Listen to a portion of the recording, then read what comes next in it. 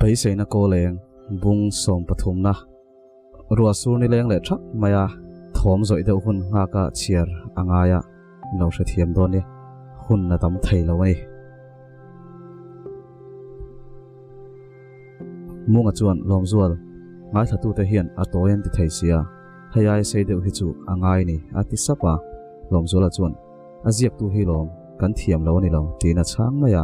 char zela chu lo tong batin angai thatu te po hi comment le like hi an ui thei lo toka thiam lo na chin an nei ve tho eng po ni se zanina tlan chu kan tuma kan lo tlan chuak thei ni chuan an comment share ngei ka du dona lo hu chia vek ro se Mary sun thang te PK sam te te sang te CCK te Kennedy te kit EY3 te moni te ruat buya te h panel mo ke comments te share ve chin ka chak aziak tu che hian share bi ka ti pa chuan anui saka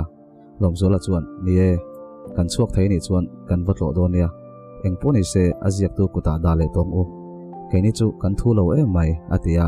aziak tu chu share le tur chuan antita a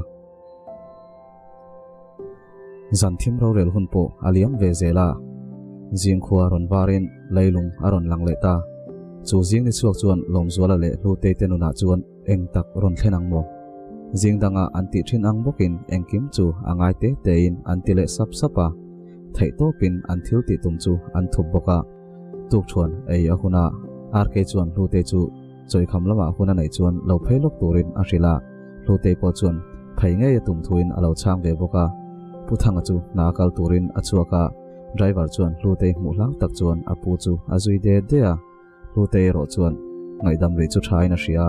phuba aya thil ti thei jok chu ngaidam na ni in mi thin lunga thu asoi berin mi ane ber ni in asiani rempuya chuan lute chu ron panin len puya aron soma lute la chuan alo nial ngam bok si lo anu la chuan kal ngei turin alo norve sik boka an chuak dun tange ngeya lute chuan hudi eng lian lam deuh hain ke korbul dum apian ne nain rem tak chu a hale topa moza le chapal burin achuak topa rempela ain chaisi mase lute chuan athom nu hak chu ain me hlom em thawa engpo mai chu lute taksa nen chuan ain me ani ber mai rempuya mi chu atlungin ni tin main adu zwal em reng mai ni ata ahan ni mai to chu mumang te po angrum lum te hian a thachin bazar lampan chuan anin phur phaya an veng kona chuan numa chungi le afanu chu muin an ding zuka numa chungi fanu chuan rempuya chu chibain phone vela tang chuan an lo in panel ve viau to a ma se ataka chuan an voi khatin muna ania boite chuan a han nui se ya rempuya chuan anui let ve saka aron ho hun te zotin an ti ti siama boite le numa chungi chuan tunlai chu inin du lutuka tuma in ron leng du lawa kan nu fa hian kan kho har te mai nia tin rempuya le lute chu an ho huna an in tho khoi turin an som hala an hunga motor chuan hon ron petuarin lute chu an tumna lampan chuan atlan zui hala numa chungi le afanu chu an endu hlea roll thar wal kongkama games khela lo thukhom dal te chuan chumi te nu fa an han mu chu an en dau dawa chian in kom rol ang main an nal duna an thlir zui vong vonga mel thatna hi chuan rang takin mi mit alanga thuaya mangai te hi an olbi clear hle hian arinom thin rk chuan lute chu alo ngak lel to hlea pisangi po chu bol fain anal thayang ber chuan achaya asam te chu a khui sak hliau renga pisangi chuan afapa chu aron hodon tak takem tin a han zot le thina rk chuan phur fe hian ron hodone mase zanreya dai ania feldewin lomla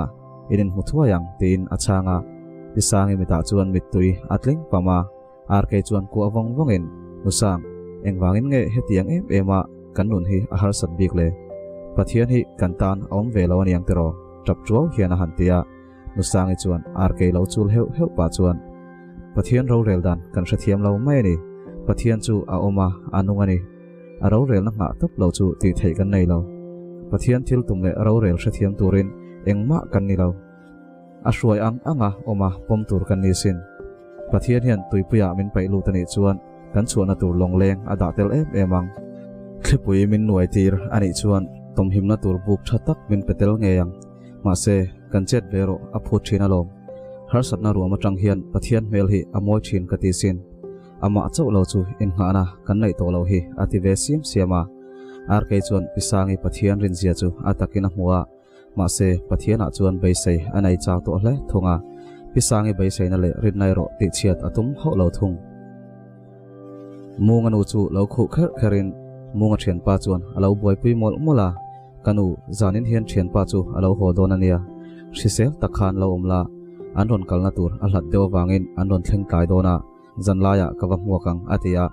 munganu chuan mitui parol kiang hian kadam lai ngai hian mule kadu engma min shilloin engwangin nge alo kalboni anu hi min ngai ve mi aloem ni thoklak kok kok pa chuan a hantia hadam tura shilin ain siam rilu deu tana munganu omdan chu angai tu hlea zana han chu san po chu a hre ril ru hle ma se ti ngai na dang om bok si lo tlaini a herliama chu ni herliam tur chuan chu zan thil thleng tur chu hriat pui ve ni om tak hian angui ngiaya kolkila chuan rei fe dingin liam hre mel tak hian muang changin a herliam riai riaya zel chunga chuan an sel lama an lo om le thap to a engtin nge an thian dang te hi an tiang an sel pia gat chu engtin nge an pal tlangang zan chu akal muang an tin an thian te la chu zandang ang lo takin an meng rei em ema thil ho te te soin an nui le dar dar thina an thian pathum chuan zalo zet hian an nui lui pui ve bok boka duty in muto tura ati nu chuan an thian thum chuan an ma ni mutna theu chuan an mumeng takara dar som pakhat vel chuan munga chu khu kharin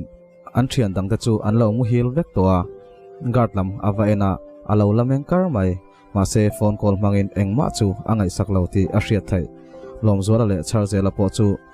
ronin nem kang chiar chialin lom zola chuan a chem ta thu ruk chu a han la munga chu pein tunun nama ila turani lo tual that lawin kan chuak turani tin a hrir ru sapa munga chu lo bong hawin chemte chu a konga chuan a han paya char zela po chuan a pon sin moi to tak chu han pothler zai zain ari lo thayang ber chuan a pothlera nim hlum munga ron da thak chu achia ari man hriang ti an hlau ru hlea ga chu aron hoi zuka ale hoi le ngal maya ngai sak vak lawaron hoi ani bok nen thim thama chuan aron mulo hlawani anin painu chuan an selariak ve pakhat chuan kakal ve don tho aron ti thuta aron thulwa wa an phudeu zuka ma se atong vai lek chunin gatla chuan a mai chebiak chu alo bena sign an soi za mo sot lea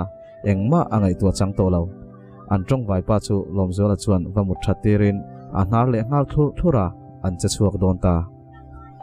an sel hon an han tum chu char zelan chabi a mulo a hanin dabruk ruk thin a mu zau bok si lo an hanin en kwal shrek shreka an let phai lea khongai da ngai tua chiang ro tin tong ring ngam lo hian an vin deuh hlar towa char zela chuan a bau ka hlau lu tuka khongai ka da khale ati wanga an lu thak lo pui chu an hiata an hui le pap thin an ril ru man mo to si chulai chung bo ruak chu arit tak zatani nakina chuan alu kham chunga dani ti hre chuaka aban wata alo la om ngai mai lom zola chuan khung pona ka beng don che ati sopa munga chu ari lo chuan alo nui saka an mutna chuan an ma ni lem tu chu an siam len hunwa puan chuan an khuwa an phaile ta thema police pa chuan video call lo mang to in a mai chebiak chu in phel turin alo ngen vel meka mai chiala chuan pe lo chuan ka du lo ati ri chu a hriat thei viaya a om bor chu tilang turin a han tilea a tilang ta ni nge yang anui ru ruwa chulai hun chu chuin get chu honan tuma ma se a her thai tlat lo mai an those se a gat chu aron hoyan hlau si gat chuan in hlip vekla tin alo belea a in hlip le ta ni nge turani an pia bathroom lam chu apan phaya tunlai mai chia tam takin an sumlak lu du dan ol sam tak chu makan ti hlea online ks tin an nui ru suka ma se chutiang ngai tu man ani lo a bathroom lu lai chu in get chu hon an han tum thalea an than fimin a bol chuak vek towa classic lai mani se an than bat mai ni lom zola chuan han her ve chinin char zela ben pa chuan mola adik zong in her ta che tin char zela kut khona salu tuk chu na vak lo chuan a han benga char zela zam lu tuk chu an hre thiak lea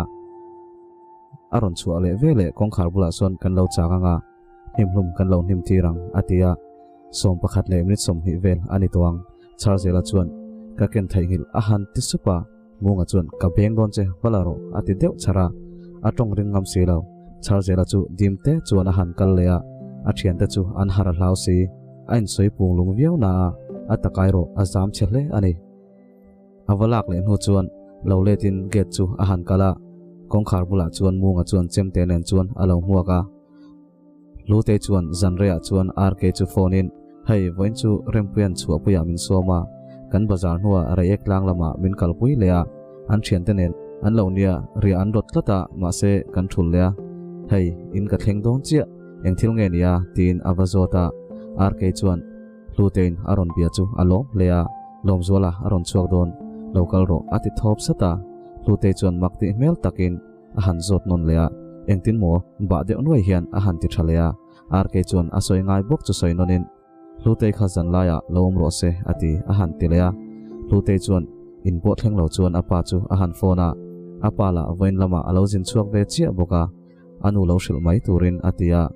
a thian nu te na riak tur anga in soin man mo takin atlan phei hlop hlopa a mangai chu a mu huna enge a soyang a taksa te chu wanang tho khan ala lum no mangem a mui te chu a ma ang tho fo nom kha ala ni ngem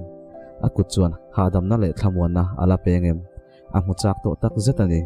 taxi aron tlana ma se chutiang zanreya chuan a phardu to lo a ke korbul hak chu zanlama hak chua tan chuan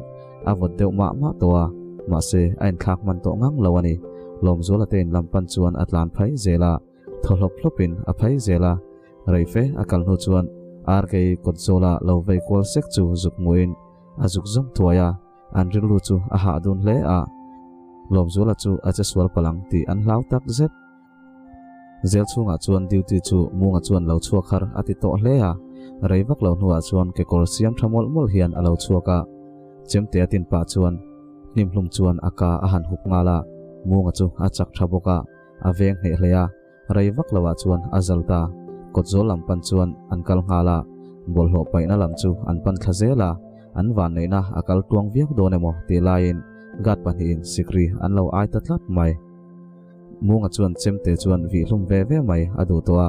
lom zolai ro chuan miswali ni lo kha ithil tum hi iti chuan miswali ni donania tina lo khapa